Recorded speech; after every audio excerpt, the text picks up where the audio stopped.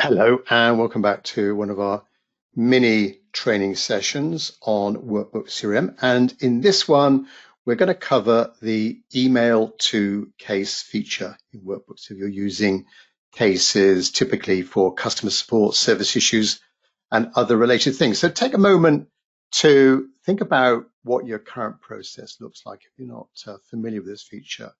When you receive an email from a customer describing a service issue or requesting support, how many steps are involved to get that email conversation into Workbooks as a new case record so you can start working on it? Do you, for example, have to copy and paste the email content into case fields? How do you associate it with the right contact, the right customer organization in Workbooks? Where do you store email attachments related to that query? How do you keep a track of the back and forth of emails on the same case? Who determines the case's initial priority status? Who's going to deal with it within your company? Now imagine if that process could be more automated from the moment the email gets to you, seamlessly creating a new case and passing all the key information, applying rules, and keeping everything together automatically. How much time, depending on the number of cases you get, how much time and effort could be saved? So in this session, we're going to show you the email to case feature, which is actually provided as standard in Workbooks, but you may not be too familiar with it. So hello, my name is Tim Wilmot. I'm joined by my colleague Stuart Lawrence-Hine. Pass over to him very shortly. He'll take us through this email to case feature. And our company, Wizard Systems, we're a leading independent CRM solutions provider of systems like Workbooks, and we help out organizations use simple solutions to help improve their sales, marketing, and customer service productivity. So thanks very much, those of you on here live, for joining us on this mini training session. One of our regular series of short sessions, events focusing on different topics in and around Workbooks. And as I say, in this one, we're going to cover that email to case feature.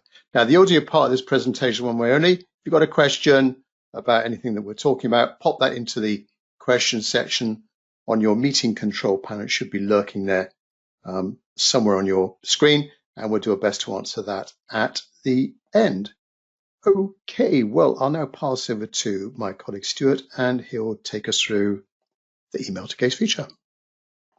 So, as mentioned, there's a good chance that we've all had an email like the one you can see on screen from a contact that should have gone to the support desk, but for one reason or another, it's been sent to you. So what can we do? Again, as Tim mentioned, you could go and find the record in Workbooks, create a case, and then paste the details into this and save it. Or you could create a case and then use the Outlook link that comes with Workbooks and link the email to the case. Both involve a bit of work. How do you make this easier? How about dropping the email into a folder in your Outlook inbox, and it arrives as a new case in Workbooks assigned to the right support group with the right parameters set against it, and the sender of the email gets a message to say that the case has been created. Sound good? Let me show you. First thing I do is I just put the email into the folder. That's me done. So what's happening in the background? Let's go through this. The first thing that you'd have to do is you have to install the plugin.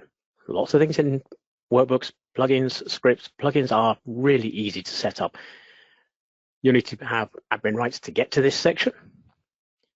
We just go to Start, Configuration, and obviously we're looking at Automation.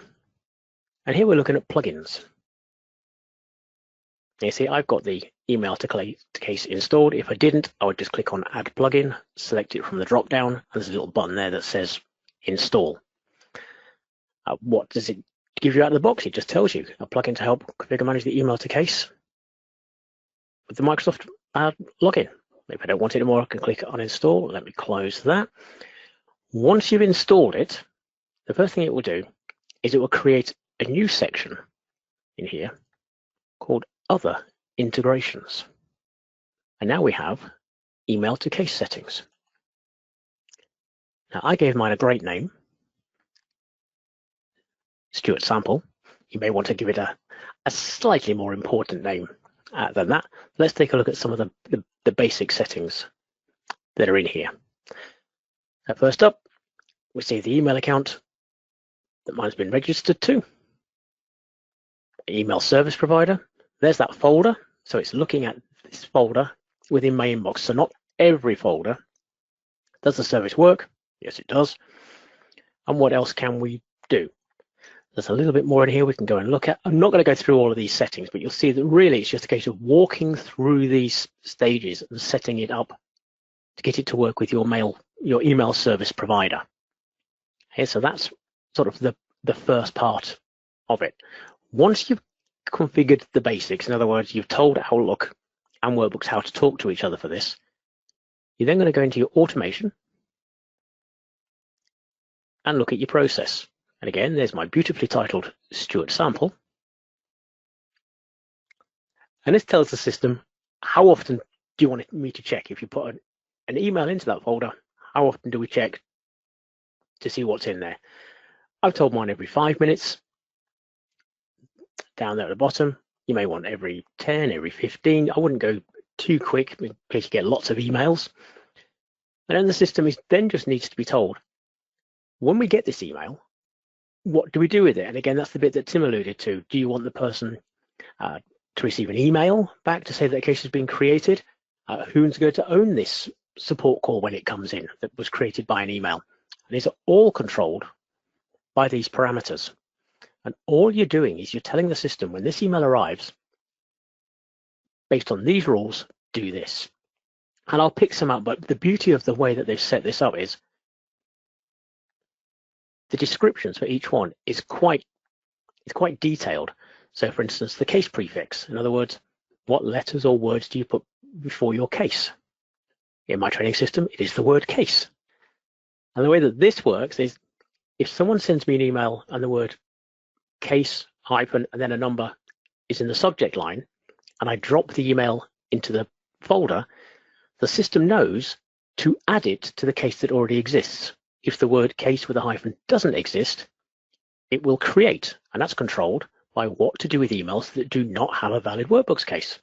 And we've told it, create. What priority? Medium. I've given the default of software for the support category. You may want to have one specific just for cases created by email to case so that you can track how these emails are coming in. What queue is going to look after it? Well, I've told it that it's the support team that are going to look after it. There's the type of case. Again, so I just want to look after these. Some of these you haven't filled in, and you don't need to fill all of these in. So I'm not going to go mad and walk you through every single step. Partly because there are 2 pages of them.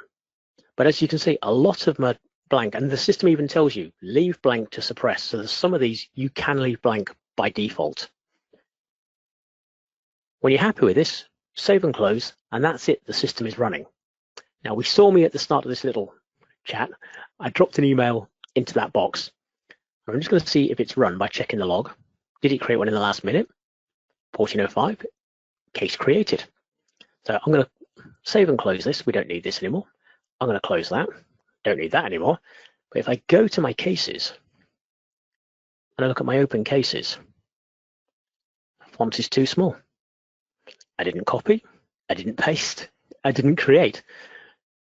But here's the support call. Now the support team can look at it, they can change any settings, it's just a normal support case, and they can deal with it and make sure that the customer gets responded to in the suitable time based on your level agreements.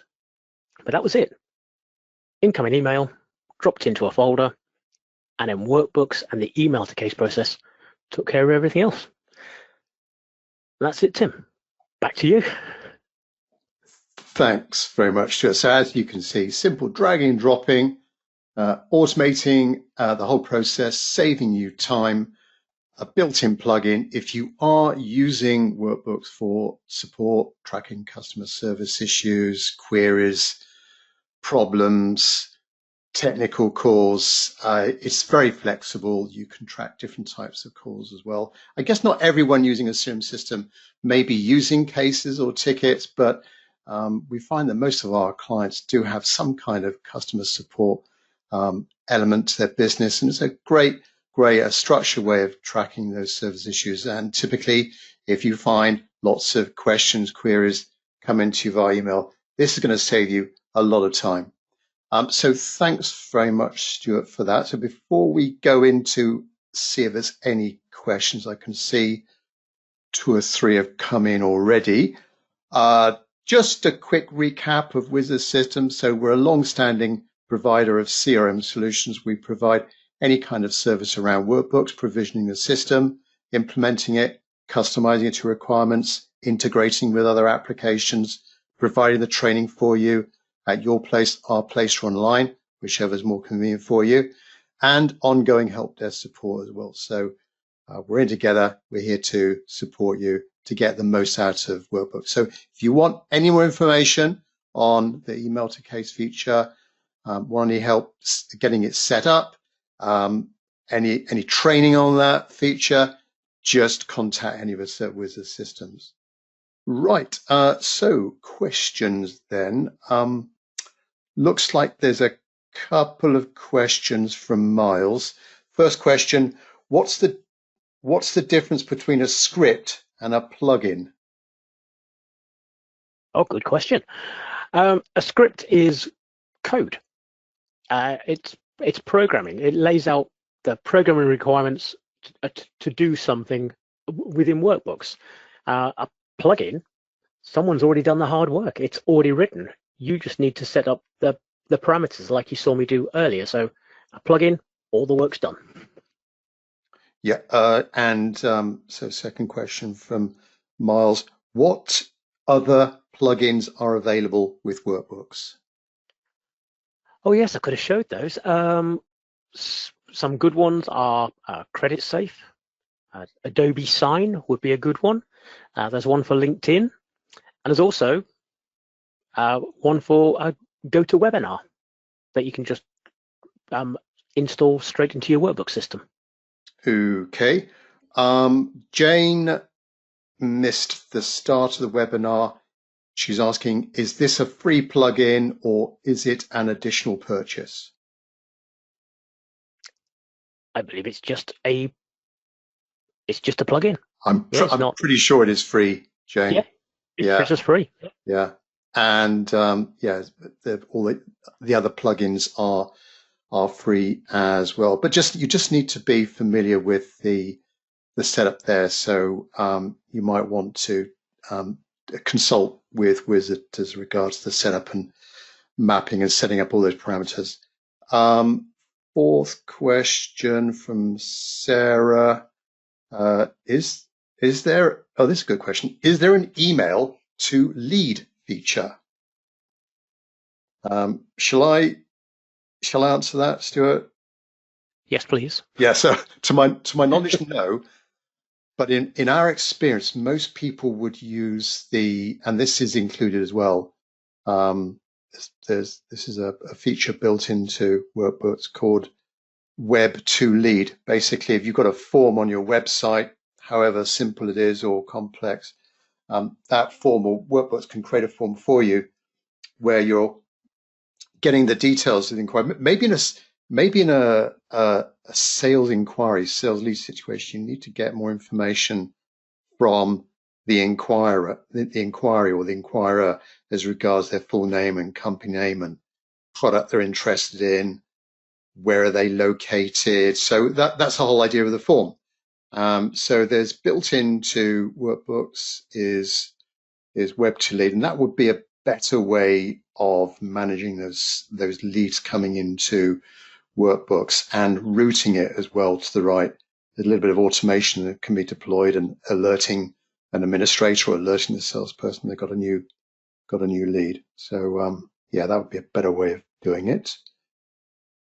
Right, I think that's it, Stuart. Thanks very much. The three of you for those questions. Right, just wrapping this up then.